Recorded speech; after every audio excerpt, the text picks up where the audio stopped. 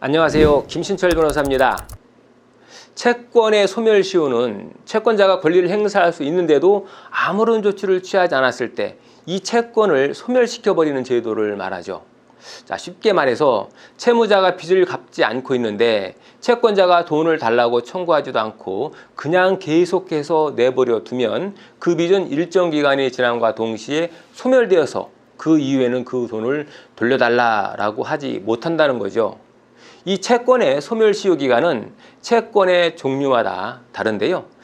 일반 민사채권, 그러니까 통상의 개인과 개인 간의 거래 채권이죠. 이 거래 채권은 소멸시효가 10년이죠. 그리고 우리가 일반적으로 대출을 받게 되는 시중은행이나 카드사 같은 금융기관으로부터 빌린 채권의 소멸시효는 상사채권이라고 하죠. 그래서 소멸시효가 5년이죠. 그래서 채무자가 연체한 날로부터 5년이 지나면 소멸시효가 완성돼서 이 상사채권도 소멸이 됩니다. 그런데 여기서 주의할 것은 돈 거래를 하는 일방이, 그러니까 돈을 빌려주는 사람이나 돈을 빌리는 사람 일방이 상인이라면 그 채권은 상사채권이 된다는 거죠. 그래서 예를 들어서 점포를 내기 위해서 지인으로부터 돈을 빌리면 그 채권은 상사채권이라는 거죠. 그러면 소멸시효가 10년이 아니라 5년으로 감축이 된다는 겁니다. 그래서 많은 분들이 친구가 점포를 연다, 사업을 한다, 돈을 빌려주었으니까 10년 내에 받으면 된다라고 생각하시는데 그러면 안 됩니다. 이 경우에 시효를 놓치는 경우가 많이 있는데 주의를 하셔야 되겠습니다. 어쨌든 채권자가 시효 기간에 변제를 받지 못하고 시효도 연장시키지 못해서 이렇게 채권이 시효로 소멸하면 채권자는 더 이상 채권을 청구하면 안 되죠. 그런데 이미 채권이 소멸시효가 완성돼서 소멸이 되었는데 뒤늦게 채권자가 아차하고 채권 소멸시효 연장을 위해서 법원에 소송을 제기하는 경우도 있고요.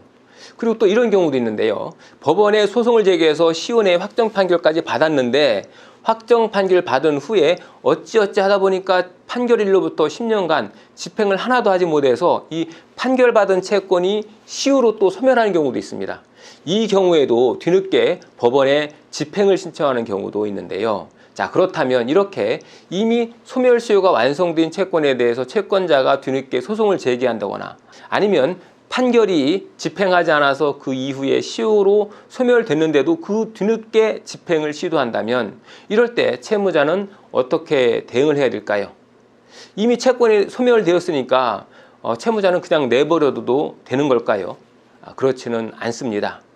어떤 분은 빚을 못 갚은 지 벌써 수십 년 전의 일이고 그동안 소송을 당하거나 또 내가 빚을 갚겠다 이렇게 승인한 적도 없으니까 당연히 채권은 시효도가로 소멸됐다라고 판단해서 법원에서 소장이 날라와도 응소하지 않는 경우가 있는데요.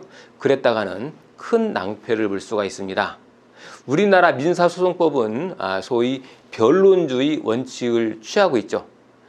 그래서 법원이 시효로 소멸한 채권임을 알고 있다고 하더라도 변론에서 채무자가 이것은 시효로 소멸했습니다라고 시효 소멸에 항변을 하지 않으면 법원은 시효 소멸을 인정할 수가 없는 거죠. 그래서 소송의 당사자가 제대로 응소하지 않으면 아무리 오래전의 채권이 시효로 소멸됐다 하더라도 법원은 피고의 소멸시효 항변이 없기 때문에 원고의 청구를 인용하는 판결을 할 수밖에 없습니다.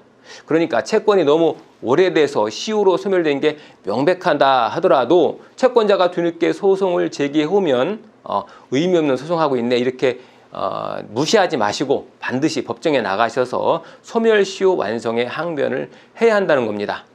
마찬가지로 채권자가 확정 판결을 받은 후 10년이 지나서 이미 시효가 완성된 집행 권한을 가지고 뒤늦게 집행을 해오는 경우도 있는데 이 경우에 채무자가 역시 소멸시효가 완성되었으니 괜찮겠지 하고 무대응하면 안 된다는 거고요. 곧바로 이 경우에는 법원에 채권자가 가지고 있는 판결문의 효력, 즉 구체적으로 판결문의 집행력이라고 하죠. 이 집행력을 배제하는 청구 이의의 소송이라고 하는 것을 제기해야 한다는 겁니다. 그래서 그 청구 이의 소송 안에서 채권자의 확정 판결이 10년 이내에 집행이 없이 소멸됐다. 그러니까 채권자 판결의 집행력을 배제하는 판결을 선고해달라는 청구를 해야 한다는 겁니다. 실무에서는 실제로 이미 소멸된 채권을 뒤늦게 주장하면서 법원에 소를 제기하거나 또 판결받은 지 10년이 지난 그래서 집행력이 사라진 판결을 가지고 집행을 하는 경우가 종종 있는데요. 이때는 무대응하시면 안 되고 반드시 적절히 대응을 하셔야 되겠습니다. 오늘은 소멸시효가 이미 완성된 상황에서 채권자가 소송을 걸거나 집행을 시도할 경우에 어떻게 대응을 해야 하는지 한번 알아봤습니다. 김신철 변호사였습니다. 감사합니다.